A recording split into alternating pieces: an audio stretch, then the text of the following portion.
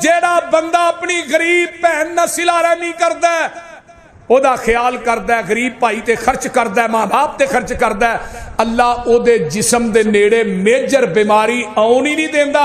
ते जेड़ा भैन भाइयां ते खर्च नहीं करदा, ओदे कोल पैसा है ते रब ओदे पैसे फिर हस्पतालां च लवांदा या कचहरियां च लवांदा है। एक दिन एक बंदा कहन लगा जी मौलवी 23 लाख लग गया ते जे पैसे बड़े लगदे ने, दुआ करो अल्लाह शिफा दे।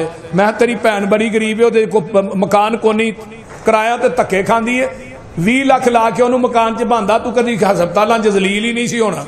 वो एक बदकारा औरत कुत्ते नू पानी पियाए ते रब ओनू माफ कर दे, ते तू अपने मां बाप ना सिला रहमी करेगा, अपनी भैन का ख्याल रखेगा, भाई गरीब है ओदा ख्याल रखेगा, तेरे ते अल्लाह तेरे गुनाह माफ नहीं करेगा।